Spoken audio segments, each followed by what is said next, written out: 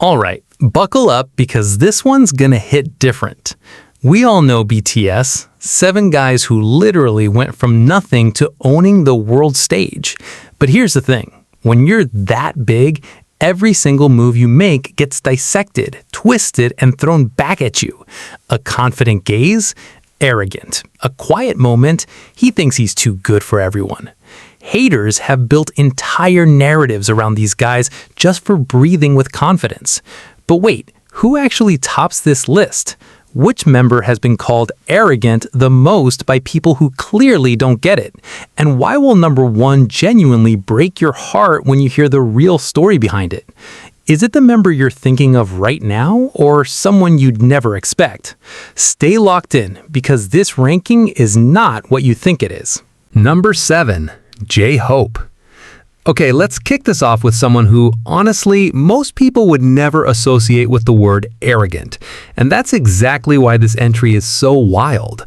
We're talking about Jungkook, J-Hope, the guy literally nicknamed the son of BTS, the man whose entire existence on camera radiates energy, positivity, and that signature scream that can wake up an entire stadium. But guess what? Even the sun catches shade, and in J-Hope's case, the shade came from a direction nobody expected. Haters didn't just call him arrogant, they called him fake. And in the world of K-pop hate culture, calling someone fake is basically the sophisticated version of calling them arrogant because the implication is brutal. You think you're so much better than everyone that you have to put on a performance even off stage.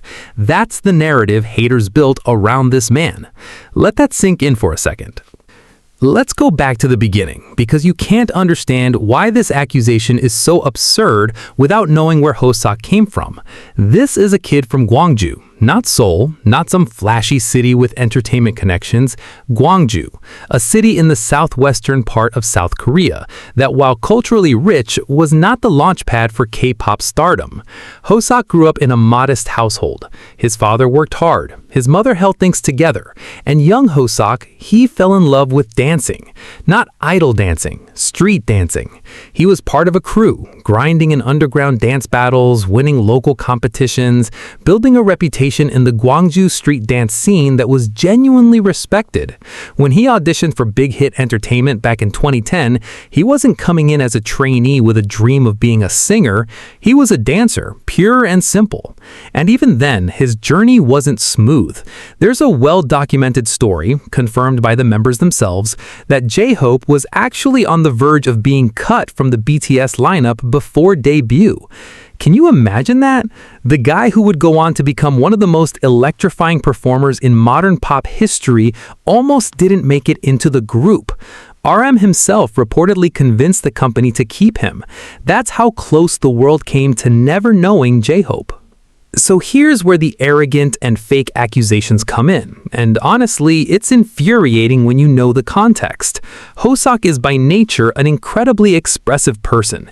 His reactions are big, his laughter is loud, his energy is relentless, and on camera, whether it's during Run BTS episodes, V-Lives, behind-the-scenes content, or award show moments, he is always on. Always hyping the members up, always cracking jokes, always being the mood maker. And for some people, that was just too much. Haters started building this narrative that nobody is that happy all the time, that his personality was manufactured, that he was putting on a mask of positivity to hide some kind of superiority complex. The logic, if you can even call it that, went something like this. He's performing happiness because he thinks he's the heart of the group and wants everyone to depend on him. That's arrogance disguised as kindness. Absolutely wild, right?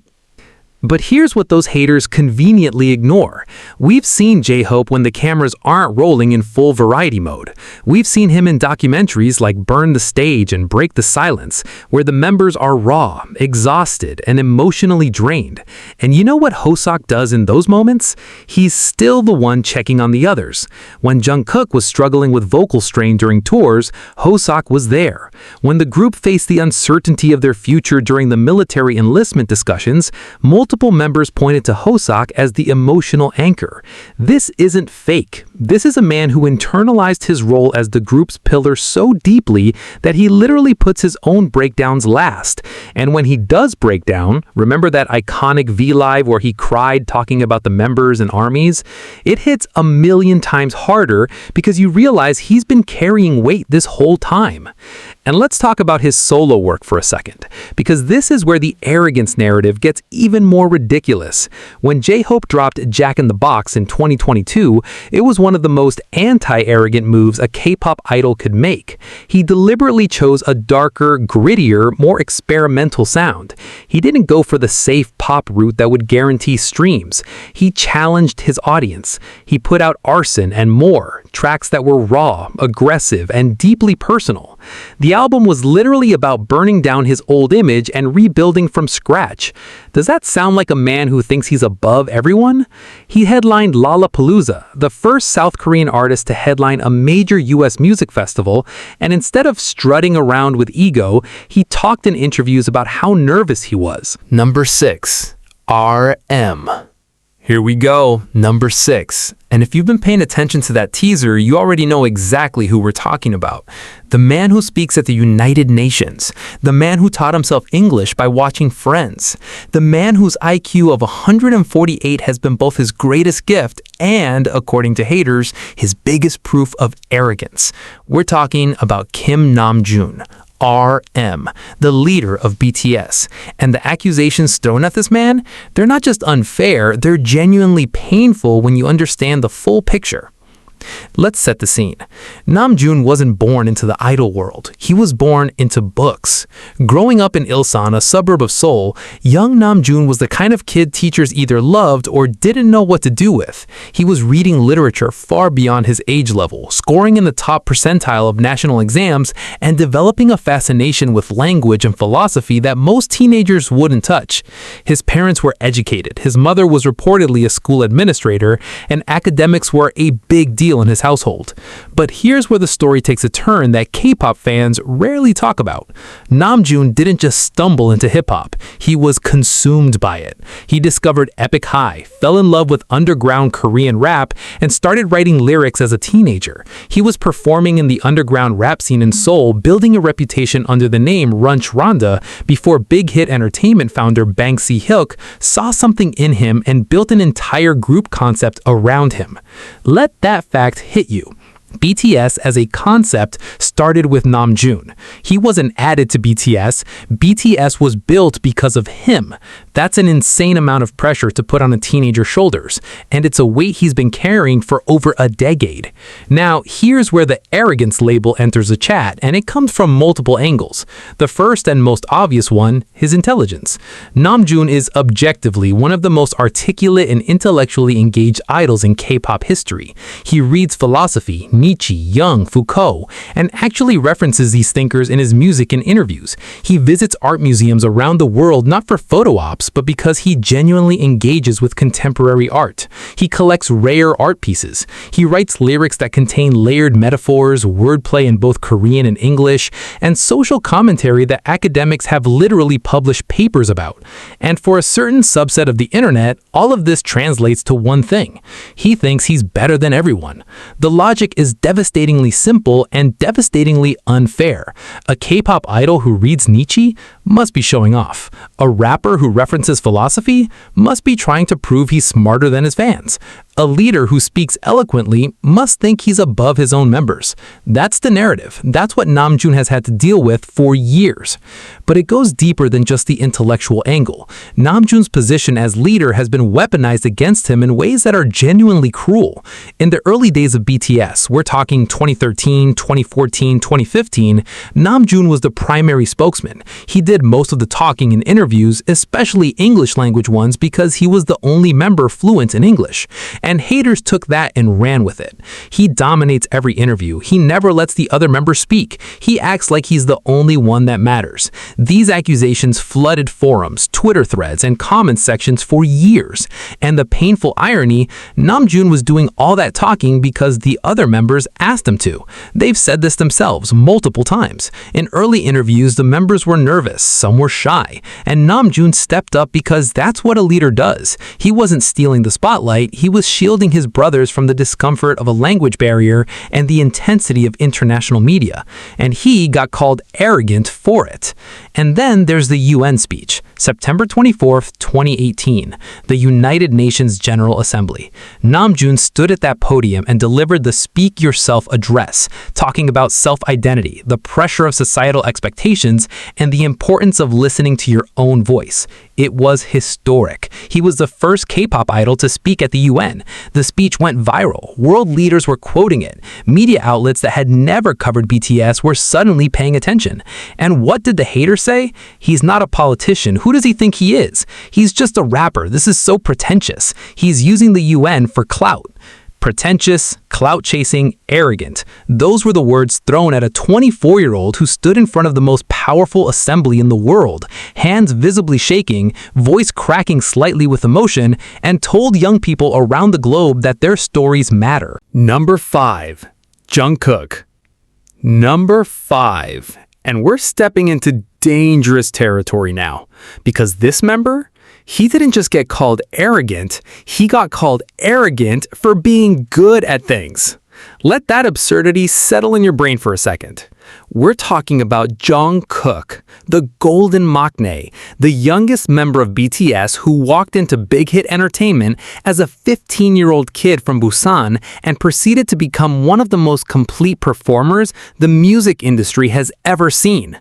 Singer, dancer, rapper when he feels like it, athlete, artist, filmmaker, video editor. This kid does everything, and he does it well. And apparently that's a crime if you're a hater looking for a reason to tear someone down. Let's rewind to the very beginning, because Jungkook's origin story is essential to understanding why the arrogance accusations are so wildly off base. Jungkook was born on September 1st, 1997 in Mandeokdong, Busan, South Korea's second largest city, but a world away from the entertainment epicenter of Seoul. He was a shy kid, like painfully shy. When he auditioned for the reality show Superstar K in 2011, he didn't make it past the early rounds, but multiple entertainment companies saw something in him and offered him trainee positions. He had options. JYP Entertainment, the company behind GOT7 and Stray Kids, wanted him. Other agencies were circling, but after watching RM perform, teenage Jungkook chose Big Hit, a tiny, nearly bankrupt company with no proven track record. A 13-year-old kid chose potential over security because one rapper's charisma moved him. That decision would change the history of music, but at the time, it was a massive gamble made by a child who was too young to fully understand the stakes. Now, here's where things get intense. When Jungkook arrived at Big Hit as a trainee, the other members, who were older, immediately noticed two things about him. One, he was extraordinarily talented. Two, he was extraordinarily quiet. Jimin has talked about this extensively. He said that early trainee Jungkook barely spoke, would eat alone, and sometimes wouldn't make eye contact with the Hangs.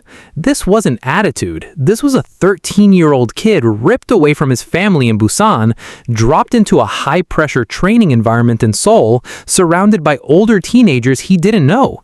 He was homesick, overwhelmed, and coping the only way an introverted kid knows how to, by shutting down socially and pouring everything into practice. The members have described how they slowly drew him out of his shell. Jimin would sit next to him. J-Hope would make him laugh. The Hangs would include him in everything until he finally started opening up. That shy, quiet kid is the person haters now call arrogant. The irony is so thick you could choke on it. So where did the arrogance narrative actually come from? Multiple places, and they're all infuriating.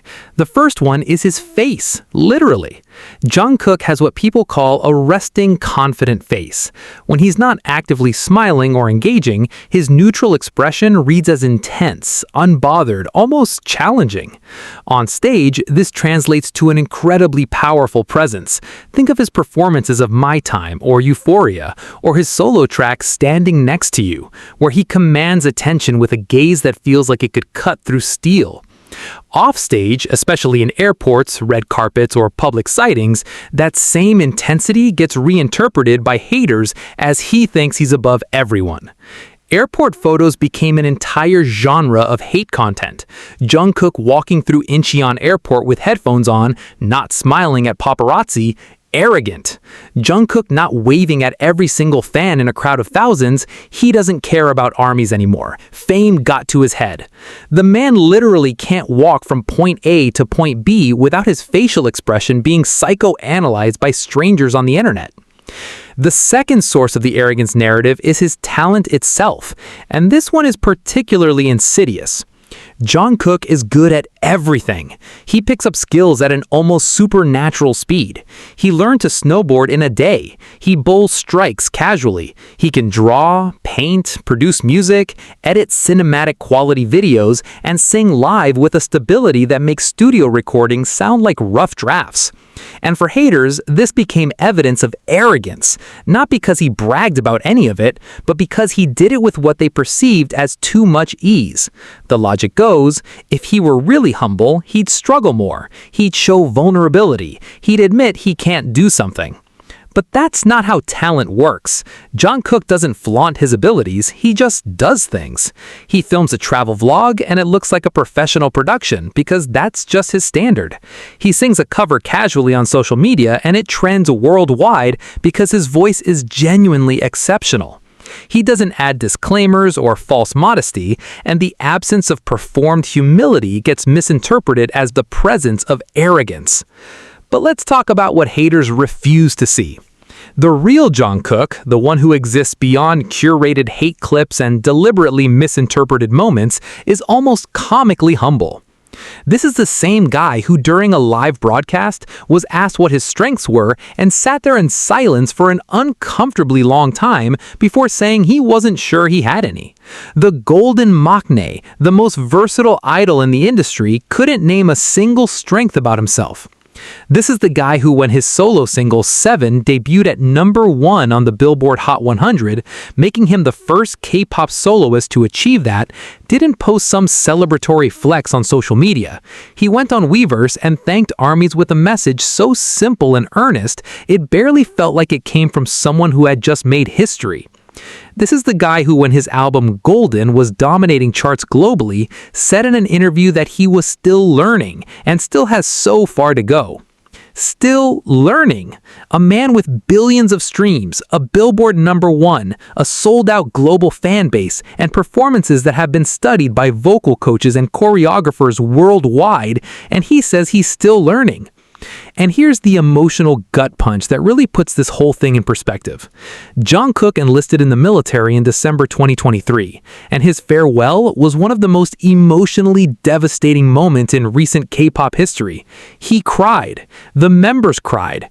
Armies worldwide cried. And in the messages he left before enlisting, he didn't talk about his achievements, his records, his legacy. He talked about the members. He talked about Army. He talked about how he hoped he had made people happy. That's the arrogant Jungkook that haters want you to believe in. A kid who grew up in front of the world, achieved things most artists can't achieve in a lifetime, and his primary concern as he walked into military service was whether he had made other people happy. The disconnect between the hater narrative and reality isn't just a gap, it's a canyon. Jungkook sits at #5 because the sheer volume of arrogant accusations he received was significant. His massive individual popularity made him a magnet for hate, but the accusations always crumbled under even the slightest scrutiny. You can't watch Jungkook interact with fans, with his members, with staff, with anyone, and come away thinking this is an arrogant person. You just can't. Unless you've already decided to hate him, in which case no amount of evidence will change your mind. And that right there is the real tragedy of hate culture. Number 4. Jin. Number 4, and oh, this one is spicy, because this member didn't just get accused of being arrogant, he practically got put on trial for it. And his crime? Loving himself. Out loud, in front of cameras, without apology. We're talking about Kim Seok-jin. Jin, the eldest member of BTS, the man who looked into a camera, smiled that devastating smile, and said 3 words that would become the most polarizing catchphrase in K-pop history: worldwide handsome. 2 words that made armies laugh, made interviewers speechless, and made haters absolutely combust with rage. But here's the thing about Jin that most people outside the fandom and even some inside it completely miss. The confidence was never the full story, not even close. Let's go back to where it all started, because Kim Seok-jin's journey into BTS is one of the most unconventional origin stories in K-pop. Unlike most of the other members, Jin did not grow up dreaming of being an idol. He wasn't a dancer, he wasn't a rapper, he wasn't a singer grinding in underground scenes or winning local talent competitions. Seok-jin was a student. He was attending Konkuk University studying film and acting, walking down the street near his campus one day when a big hit entertainment casting manager spotted him and literally chased him down. That's not an exaggeration. Jin has told this story multiple times, and the members have confirmed it. The casting manager saw his face and thought he was too good looking to let walk by. Jin initially thought it was a scam. He was suspicious, hesitant, and almost didn't follow up. But he did. And when he walked into Big Hit, he had 0 training in singing, 0 experience in dancing, 0 background in the idol industry. He was the college kid who happened to have a face that stopped people on the street. Now, think about what that means in the context of BTS's trainee system. Jin entered a world where his fellow trainees, RM, Suga, J-Hope, had been honing their crafts for years. They were rappers, dancers, performers with battle scars and underground credentials. And here comes Seok-jin, the pretty-faced acting student who can't dance, can barely hold a note, and has no idea what idol training even looks like. The pressure must have been immense. And the insecurity? It was crushing. Jin has spoken about this in multiple interviews and documentary segments, how he felt like the weakest link, how he would practice choreography for hours after everyone else went to sleep because he couldn't keep up, how he questioned whether he deserved to be in the group at all. There are behind-the-scenes clips from BTS's early years where you can literally see the frustration on his face as he stumbles through dance routines that the other members nail effortlessly. He wasn't gifted with the natural performance instincts of J-Hope or Jungkook. He had to grind for every single skill he acquired, and he did it knowing that the internet was watching, judging, and ranking him against members who had years of head start. So here is where the worldwide handsome persona comes in, and this is the part that haters either don't understand or deliberately ignore.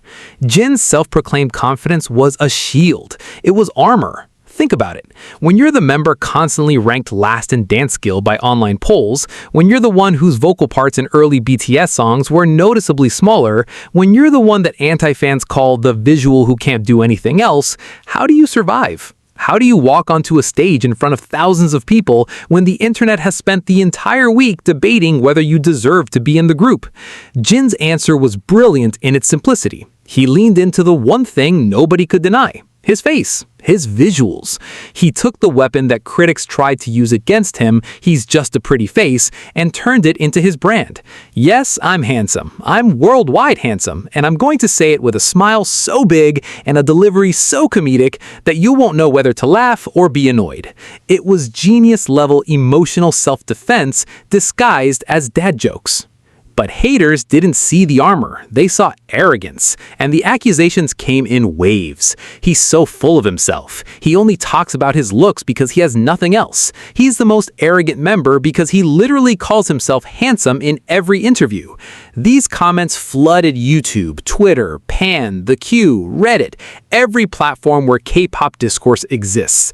International fans, Korean fans, casual viewers, and even some people within the ARMY fandom themselves would side-eye Jin's confidence and question whether it was too much. There was a period, roughly around 2016 to 2018, where Jin hate threads were genuinely vicious. People compiled clips of him talking about his looks, stripped them of all comedic context, and presented them as evidence of narcissism. They would take a moment where Jin was clearly joking, playing up the worldwide handsome bit for laughs during a variety show, and caption it as proof that he genuinely believed he was better than everyone else. The bad faith interpretation was so aggressive that it became its own cottage industry within hate communities. And here's what makes this actually heartbreaking. While haters were building their arrogant Jin narrative, the real Seokjin was going through things that would humble anyone. He's talked about his struggles with anxiety. He's talked about the loneliness of being an idol. He's talked, in one of the most devastating Weverse magazine interviews ever published, about how he sometimes feels like he's not enough compared to the other members. Not enough. The man who has been in the biggest group on the planet for over a decade, who has sung some of BTS's most emotional songs, Epiphany, Awake, Moon, Yours, who has millions of fans who would do anything for him, and he sits in an interview and says he's not enough. That's not the inner monologue of an arrogant person. That's someone who internalized every single hateful comment and carried it like a stone in his chest while smiling for the cameras.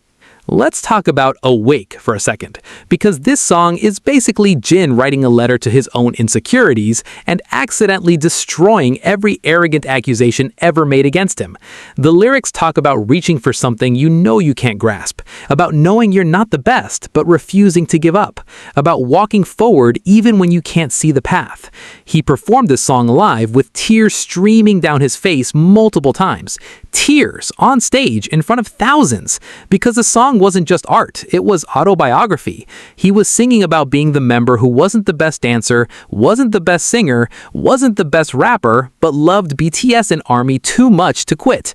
If that's arrogance, then the word has lost all meaning.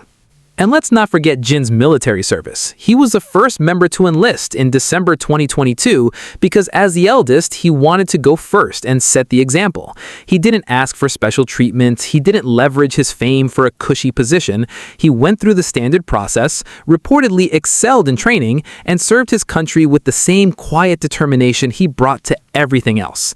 When he was discharged in June 2024, the reunion with the members at the military base became one of the most emotional moments in BTS history.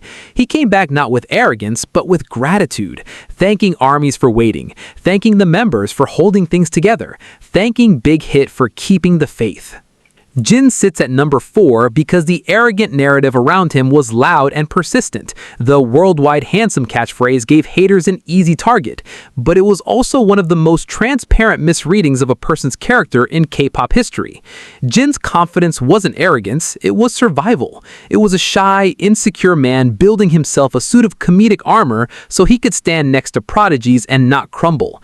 And the fact that he pulled it off, that he turned his perceived weakness into one of the most beloved personas in entertainment, is not arrogance. It's one of the most quietly courageous things any member of BTS has ever done. Number 3. Jimin. We're in the top 3 now, and the air just got heavier. Number 3 is a member who embodies contradiction in a way that no other idol in K-pop history ever has. On stage, he's ethereal, fluid, graceful, magnetic, the kind of performer who makes you forget that other people exist in the room. Offstage, he's soft-spoken, giggly, clingy with his members, the type to grab someone's hand just because he wants to feel connected. And yet, this is one of the most targeted members when it comes to arrogance accusations. We're talking about Park Jimin, the man whose very existence seems to short-circuit haters' brains because they cannot reconcile the angel they see performing Serendipity with the cold, dismissive diva they've invented in their heads. And honestly, the story behind this one is going to make you angry. Really, genuinely angry. Park Jimin was born on October 13th, 1995 in Gimjeong District, Busan. And from a very young age, this kid was different. Not in a rebellious way, not in a flashy way, in a disciplined way. Jimin was a contemporary dance prodigy. He attended Busan High School of Arts, one of the most prestigious performing art schools in South Korea, where he studied modern dance as a top student. We're not talking about casual hobby dancing. We're talking about rigorous conservatory-level contemporary dance training that requires insane physical discipline, emotional depth, and artistic intelligence. His teachers have gone on record saying he was one of the most naturally gifted students they'd ever taught. When he auditioned for Big Hit Entertainment, he wasn't some wide-eyed kid hoping for a shot. He was a trained artist who already understood movement, expression, and the language of the body at a level most idols never reach. He was the last member added to the BTS lineup before debut, arriving when the group's concept and dynamic were already taking shape. And from day one, he brought something nobody else in the group had: classical training in the art of physical storytelling. Now, here's where the arrogance narrative starts, and it begins with something so fundamentally unfair that it borders on absurd: Jimin's standards. Park Jimin is a perfectionist, not in the cute Instagram bio way where people call themselves perfectionists to seem dedicated. No, Jimin is the kind of perfectionist who will practice a single dance move for hours until his body physically cannot continue and then feel guilty for stopping. The members have talked about this extensively. There are stories, confirmed in documentaries and behind-the-scenes footage, of the other members going to sleep and waking up to find Jimin still in the practice room, drenched in sweat, replaying the same 8 count over and over. During the Wings era, there's a heartbreaking scene in Burn the Stage where Jimin is so exhausted and dehydrated from over-practicing that he can barely stand, and the members are genuinely worried about his health. He pushed himself to the point of physical breakdown, not because someone told him to, but because he didn't think he was good enough. And haters watched this and called it arrogance. The logic? He's obsessed with being perfect because he thinks he's better than everyone else. No. He was obsessed with being perfect because he was terrified of not being good enough. There's a universe of difference between those two things, and haters either can't or won't see it. But the perfectionism was just one thread in the hate tapestry. The bigger one, the one that really fueled the arrogant Jimin narrative, was his stage presence. And this is where we need to have an honest conversation about duality in performance, because Jimin's is extreme. Offstage, Park Jimin is arguably the softest member of BTS. He's the one who cries the easiest. He's the one who writes the most emotional posts to ARMYs. He's the one who physically clings to the other members, holding hands, leaning on shoulders, wrapping arms around waists, because physical affection is his love language. He laughs with his entire body. He covers his face when he's embarrassed. He has eye smiles that could end wars. This is the offstage Jimin. Now, put that same human being on a stage, under lights, with music pumping through speakers, and something shifts. The softness doesn't disappear. It transforms. His eyes go sharp. His jaw sets. His movements become controlled, precise, almost predatory. When Jimin performs, he doesn't dance. He possesses the stage. Watch his fan cams for Filter, Lie, or Set Me Free Part 2, and you'll see a performer who exudes a level of charisma and confidence that borders on intimidating. And for haters, that confidence on stage became irrefutable proof of arrogance. Look at the way he looks at the camera. Look at the way he moves. He thinks he's God's gift to dance. He's so full of himself on stage, it's disgusting. The absolute insanity of this accusation is that they're literally describing what a performer is supposed to do. Jimin's job, his literal job, is to command the stage and make people unable to look away. And he does it better than almost anyone alive. But because he does it so well, because the transformation from soft Jimin to stage Jimin is so dramatic, haters convince themselves that the stage version must be the real him, and the soft version must be an act. The sweet persona is fake. The real Jimin is the arrogant one on stage, who thinks he's untouchable. This narrative ran rampant on platforms like Pon and The Q, where Korean netizens dissected his every expression, and on Twitter, where international anti-fans created entire accounts dedicated to exposing Jimin's supposed arrogance. And then there's the visual confidence aspect, which added fuel to an already raging fire. Jimin is, by any standards, stunningly attractive. And unlike Jin, who turned his looks into a comedic bit, Jimin's relationship with his appearance has been painfully complicated and public. This is the member who went through well-documented periods of extreme dieting, who has talked openly about struggling with his body image, who was visibly thinner during certain eras in ways that worried fans and medical professionals alike. He has said, in interviews that are available for anyone to watch, that he used to feel ugly and fat, and that he would starve himself to meet an impossible standard. This is the man haters call arrogant about his looks. A man who literally starved himself because he didn't think he was attractive enough. When he eventually reached the place of greater self-acceptance, when he started posting selfies with more confidence, when he stopped apologizing for the way he looked, haters didn't see healing. They saw arrogance. Oh, now he thinks he's handsome. He posts so many selfies. He's so narcissistic. They punished him for hating himself, and they punished him for learning to stop. He literally could not win. Let's talk about Face, his debut solo album released in 2023, because this project is essentially putting his mental health journey into music and daring to be vulnerable about it. The title track, Like Crazy, which debuted at #1 on the Billboard Hot 100, making Jimin the first Korean solo artist to achieve that, is about loneliness, emotional numbness, and the desperate search for connection in a world that feels increasingly alienating. Alone is about isolation. Set Me Free Part 2 is about breaking free from the chains of self-doubt and external judgment. This entire album is a man opening his chest, showing you his wounds, and saying, "This is what it cost me to be who I am." And people called this man arrogant. People looked at an album literally titled Face, as in facing yourself, facing your fears, facing the truth, and said the man who made it thinks he's better than everyone. The cognitive dissonance is staggering, and here's the detail that should silence every single arrogance accusation forever. Jimin is the member who consistently puts the other members first in every public statement. When he won his first Billboard #1, his immediate reaction was to credit BTS and Army. When he's asked about his strengths in interviews, he deflects and talks about what he admires in the other members instead.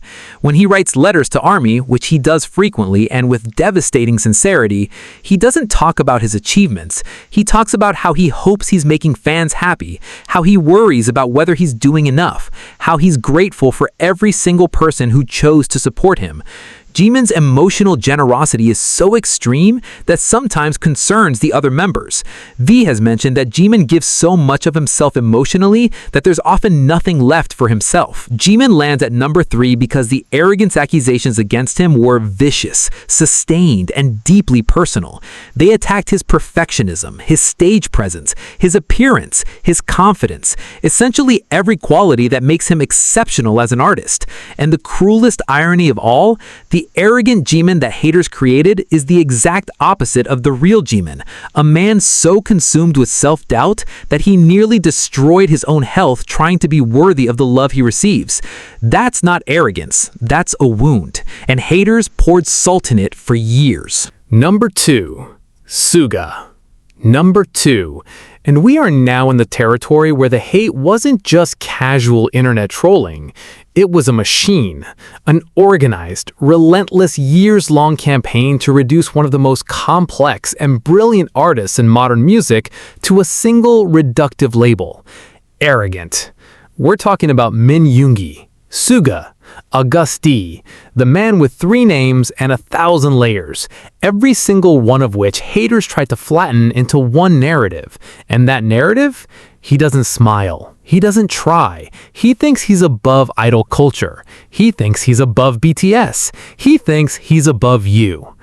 If you've been in the BTS fandom for any length of time, you've seen these accusations.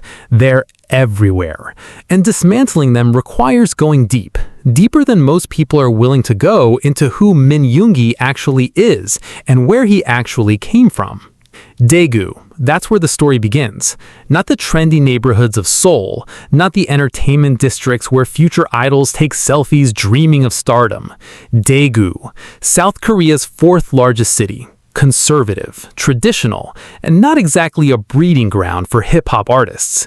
Min Yoongi was born there on March 9, 1993, into a family that was, by his own account, not wealthy. His father worked long hours, money was tight, and young Yoongi, growing up in this environment, discovered something that would simultaneously save his life and make it infinitely harder: music, specifically rap. He fell in love with hip-hop as a teenager, started producing beats on a cheap MIDI keyboard in a cramped room, and began writing lyrics that processed the frustration, anger, and economic anxiety that defined his adolescence. By the time he was in high school, he was already part of Daegu's underground rap scene, performing under the name Gloss. He wasn't doing this for fun or a clout. He was doing it because music was the only thing that made the world make sense, and he was good. Recognized in the underground good, respected by older rappers good, won a local rap competition and caught big hits attention good. But here's the part of Yoongi's story that's crucial to understanding everything that comes after. He almost didn't survive long enough to debut. And I don't say that lightly. Yoongi has spoken publicly, in his music, in interviews, in the Burn the Stage documentary, about struggling with severe depression, social anxiety, and suicidal ideation during his trainee years and early career. Before debuting with BTS, he was working a part-time job at a recording studio in Seoul, barely eating, sleeping in the studio because he couldn't afford proper housing, and questioning whether any of it was worth it. He suffered a shoulder injury in a motorcycle accident during his delivery job that still affects him today. He was broke, he was hurting, and he was alone in a city that didn't care about another struggling kid with a dream. When BTS finally debuted in 2013, Yoongi wasn't walking onto that stage with arrogance. He was walking onto it with the desperate determination of someone who literally had nothing to go back to. Music wasn't his passion project, it was his lifeline. So now let's talk about where the arrogance accusations actually come from. Because with Yoongi, they're rooted in something very specific: his personality. Min Yoongi is fundamentally an introvert, not a shy person pretending to be outgoing, a genuine, deep in his bones introvert who recharges alone, processes internally, and does not perform enthusiasm he doesn't feel. In a K-pop industry that demands constant energy, fan service, exaggerated reactions, and performative gratitude, Yoongi's refusal to fake it stood out like a sore thumb. While other idols would scream with excitement on variety shows, Yoongi would sit quietly with a slight smile. While other members would jump around during behind-the-scenes segments, Yoongi would be in the corner, observing, occasionally dropping a dry one-liner that was either hilariously funny or brutally honest, sometimes both. And for the K-pop audience conditioned to equate loudness with humility and quietness with arrogance, Yoongi became enemy number one. The lazy accusation fed directly into this. For years, and this cannot be overstated, haters called Suga lazy. They compiled clips of him sitting still during group activities, lying down during breaks, closing his eyes backstage, and presented this as evidence that he didn't care about BTS or the fans. He doesn't even try during fan meetings. He just sits there while the other members do all the work. He thinks making beats in a studio is more important than interacting with armies. This narrative was so pervasive that it crossed over from hate forums into casual fan discussions. People who weren't even anti-fans would casually say, "Oh, Suga, he's the lazy one, right?" Without understanding that what they were calling laziness was a combination of introversion, chronic pain from his shoulder injury, carefully managed energy reserves from someone dealing with depression, and the fundamental personality type that simply doesn't express engagement the way extroverts do. Yoongi cared deeply. He just didn't perform caring the way the industry expected him to. And then there's the savage persona, which was like pouring gasoline on an already raging fire. Suga's bluntness became legendary within the fandom, his sharp tongue during interviews, his no-nonsense responses in fan Q&As, his willingness to say exactly what he thought without the sugarcoating that K-pop culture typically demands. When asked a silly question, he wouldn't play along with exaggerated enthusiasm. He'd give a deadpan response that was either cutting or hilarious depending on your perspective. When interviewers asked surface-level questions, he'd sometimes redirect the conversation to something more substantive, which got interpreted as he thinks he's too smart for this. When fans would compliment him, he'd sometimes respond with a dry "I know" or a minimal acknowledgement that, without the context of his bone-dry humor, read as dismissive. The internet collected these moments like evidence in a trial. Suga Savage Moments compilation videos racked up millions of views, and while many fans loved his honesty, haters weaponized the exact same clips to build their case. See, he thinks he's above everyone. He can't even be nice to fans. But let's flip the script entirely, because the Yoongi that exists beyond the curated hate compilations is someone who would obliterate the arrogance narrative in seconds. This is the man who, under his August D alias, released 3 mixtapes and albums, August D, D2, and D-Day, that are collectively one of the most raw, honest, and emotionally devastating bodies of work in modern music. We're talking about songs like The Last, where he explicitly raps about his battle with depression, obsessive-compulsive disorder, and social anxiety. He names his medications. He describes panic attacks. He talks about wanting to die. This isn't metaphorical or abstract. This is a man standing on a stage and telling millions of people that I was at the bottom, and some days I'm still clawing my way out. In People, he reflects on the nature of human connection and how people inevitably change and drift apart. A meditation so tender and melancholy that it sounds like it was written by someone who has spent years thinking about what it means to truly be seen by another person. In Snooze, with Ryuichi Sakamoto in one of the legendary composer's final recordings before his passing, Yoongi writes a letter to younger artists struggling with the same demons he faced, and the chorus is literally him saying, "It's okay, close your eyes, take a break, I'll be here when you wake up." That is the man haters call arrogant, a man who used his platform to tell struggling kids that it's okay to rest. And here's a detail that should absolutely wreck anyone still holding on to the arrogance narrative. During BTS's concerts, there are moments, captured by fan cams and eagle-eye fans, where Suga breaks character, where the savage, unbothered facade cracks, and you see the real Yoongi underneath. He tears up during final ments. He stares at the ocean of army bombs with an expression that can only be described as disbelief. Like, even after all these years, he can't quite believe that this many people showed up for him. During the yet-to-come concert in Busan in 2022, a free concert BTS held for over 50,000 fans, Yoongi was visibly emotional, and in his closing remarks, he didn't talk about himself or his music. He talked about Busan, about Korea, about how he hoped that they had made the country proud. A kid from Daegu who nearly didn't survive his own 20s, standing in front of 50,000 people, hoping he made them proud. If that's arrogance, then the word needs to be retired from every dictionary on the planet. And let's not skip over his producing work, because this is where the "he thinks he's better than the other members" narrative gets absolutely demolished.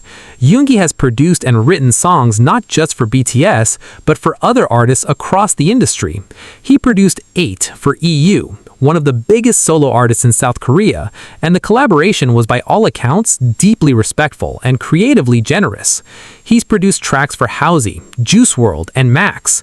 He contributed to songs for other big hit artists, and in every single collaboration, the artists involved have described him the same way: humble, meticulous, generous with credit, and deeply invested in making the other person's vision come to life. IU called him one of the most thoughtful collaborators she'd ever worked with. That doesn't sound like a man who thinks he's above everyone. That sounds like a man who loves music more than ego. Suga lands at number 2 because the arrogance accusations against him were not just loud, they were systematic. His introversion, his bluntness, his chronic pain, his depression, his dry humor, every single aspect of who he is was dissected, decontextualized, and repackaged as proof of a superiority complex that simply does not exist. Suga isn't arrogant. He's guarded. There's an ocean of difference between a man who thinks he's above you and the man who has been hurt so deeply that he built walls to survive. Number 1. BTS V. Number 1. We're here. And before we even get into this, I need you to take a breath. A real one. Because this isn't just about hate comments or internet trolls or people being petty behind keyboards. This is about a human being, a genuinely, deeply, almost painfully good human being who has been so profoundly misunderstood by so many people for so long that it's become one of the great injustices of modern pop culture. We're talking about Kim Taehyung. V, the member of BTS who, according to haters, is the most arrogant of them all. The one who doesn't care about fans. The one who thinks he's too good for everyone.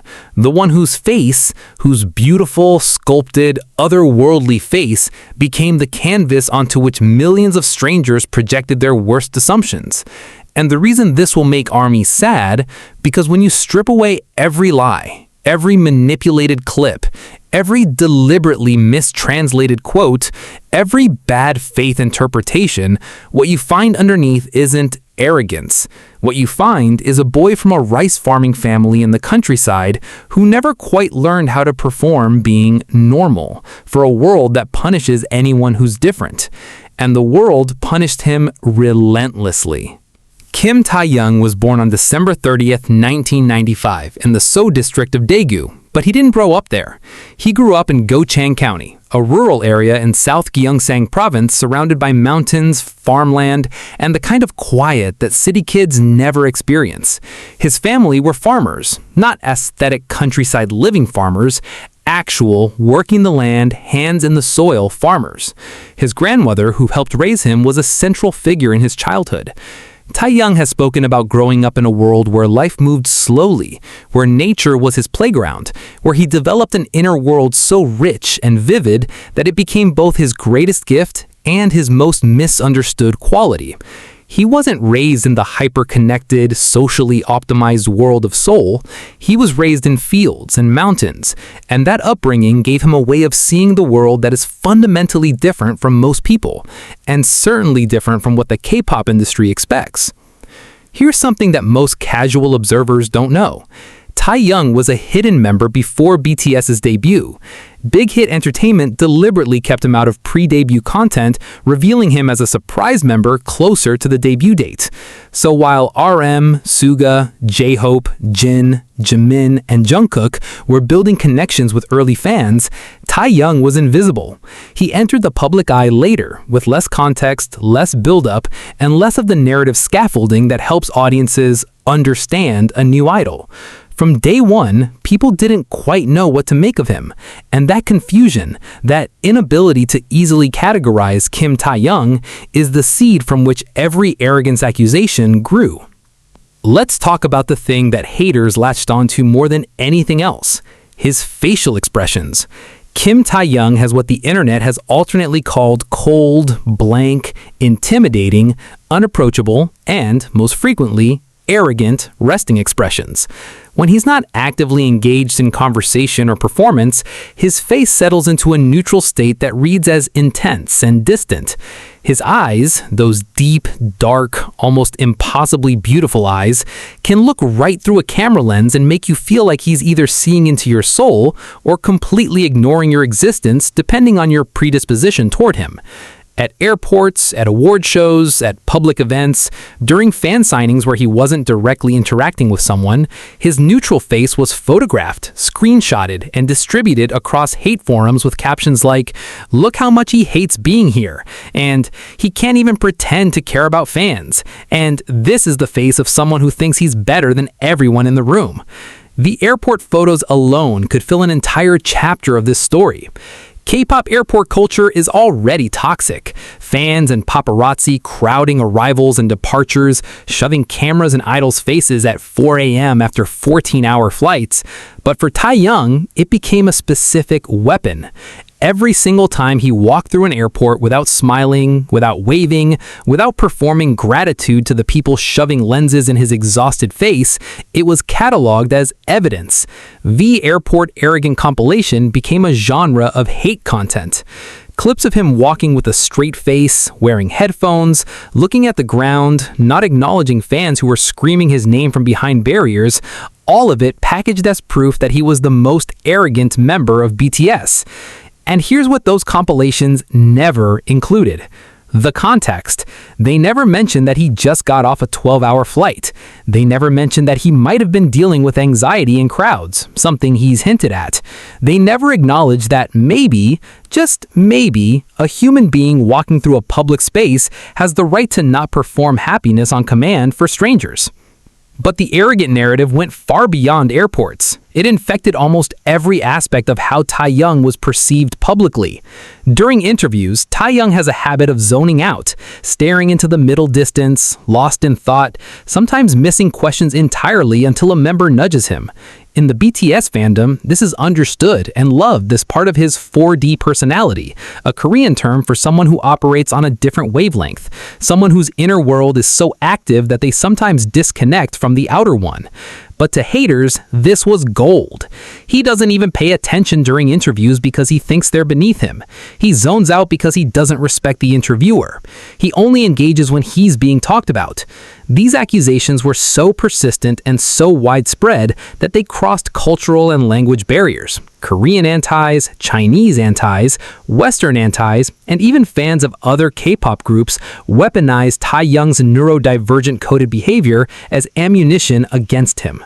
And here is where it gets genuinely heartbreaking, because the arrogant Taehyung that haters constructed is not just inaccurate, it's the exact inverse of who he actually is. Kim Taehyung is, by every credible account from people who actually know him, one of the warmest, most empathetic, most emotionally generous human beings in the entertainment industry. Let's start with the members themselves. Every single member of BTS, all 6, has at various points described Taehyung as the most genuine and emotionally open person in the group. Jimin, his best friend, his soulmate, his other half, has said repeatedly that Taehyung is the member who feels things the deepest, who cries the hardest, who loves the most unconditionally. Jungkook has talked about how Taehyung was one of the first members to make him feel comfortable as a shy teenager. RM has described him as someone whose emotional intelligence is off the charts, even if he doesn't always express it in conventional ways. J-Hope has called him pure-hearted. Jin has said he's one of the kindest people he's ever met. Suga, the man who doesn't hand out compliments casually, has acknowledged Taehyung's depth and sincerity. When 7 people who have lived with someone for over a decade unanimously describe them as genuine and kind, and the internet says, no, he's actually arrogant, the internet is wrong. Period. But let's go beyond the members, because the evidence is everywhere if you're willing to see it. Taehyung is the member who befriends everyone, and I don't mean in a networking, strategic, idol-building connections way. He befriends people because he genuinely likes them. His friendships with actors like Park Seo-joon, Choi Woo-sik, and Park Hyung-sik, the famous Wooga Squad, are deep, real, long-lasting relationships that predate BTS's mega fame. He maintains friendships with people outside the entertainment industry. He talks to fans at fan signings with an intensity and presence that fan accounts consistently describe as, he makes you feel like you're the only person in the room. There are hundreds of fan accounts, detailed, emotionally vivid accounts of Taehyung going above and beyond during interactions, remembering fans he'd met before, noticing when someone was crying and reaching out, making eye contact that felt so personal it left people shaking. This is not the behavior of someone who thinks they're above everyone. This is the behavior of someone who sees people, really sees them, in a way that most of us are too distracted or self-involved to manage. And then there's his love for children, animals, and his family, which is so genuine and well documented that it should be legally inadmissible in any arrogance trial. Taehyung's relationship with his grandmother, the woman who raised him in the Gochang countryside, is one of the most touching aspects of his personal story. He's spoken about her with such tenderness, such reverence, such emotional vulnerability that it's impossible to reconcile with the cold, arrogant idol narrative. He loves his younger siblings fiercely. He adopted a Pomeranian named Yantan, who became one of the most famous dogs in K-pop, and his interactions with Tani are so soft and affectionate that they've spawned their own entire content genre. He stops to pet stray animals. He talks to kids like they're adults deserving of respect. He treats staff and crew members, the people that cameras rarely focus on, with the same warmth he gives everyone else. Multiple staff members from various events and broadcasts have gone on record, anonymously and otherwise, saying that Taehyung is one of the most polite and considerate idols they've ever worked with. Let's talk about his music, because Layover, his debut solo album released in 2023, is essentially the definitive counter-argument to every arrogance accusation ever made against him. This album is quiet. It's soft. It's introspective in a way that demands vulnerability, not ego. Tracks like Slow Dancing, Love Me Again, and Rainy Days are about longing, about wanting connection, about the ache of loving someone and being afraid of losing them. The entire sonic palette is jazz-influenced, mellow, warm like a late-night conversation with someone you trust completely. Taehyung didn't make an album designed to flex or dominate charts. He made an album. And there it is, all 7. The complete list. From J-Hope at number 7, whose sunshine energy was called fake by people who couldn't fathom genuine happiness, to RM at number 6, whose intelligence became a crime in the court of public opinion, to Jungkook at number 5, whose God-given talent was repackaged as cockiness by people who'd never worked half as hard, to Jin at number 4, who built a suit of comedic armor so magnificent that haters mistook the shield for a sword, to Jimin at number 3, whose perfectionism and duality were twisted into a narrative of narcissism by people who never bothered to see the bleeding underneath, to Suga at number 2, whose walls of silence were called arrogance by a world too impatient to ask what those walls were protecting, and finally to V at number 1, the quiet soul from the countryside whose very existence was misread by millions who chose assumptions over empathy. 7 members, 7 accusations of arrogance, and 0 of them deserved it. But here's the thing, and this is the part that matters more than any ranking. This list was never really about arrogance. It was about perception. It was about how the internet, how we as a culture consume public figures. We take a 3-second clip, strip it of context, attach a narrative that confirms what we already wanted to believe, and hit send. We don't ask, why is he quiet? We say, he's arrogant. We don't ask, why doesn't he smile? We say, he thinks he's better than us. We don't ask, is she okay? We say, she's fake. We build entire identities for people we've never met based on evidence we've deliberately manipulated, and then we get angry at them for not matching the character we wrote for them. That's not criticism. That's not accountability. That's a mirror, and the reflection isn't showing us them. It's showing us us.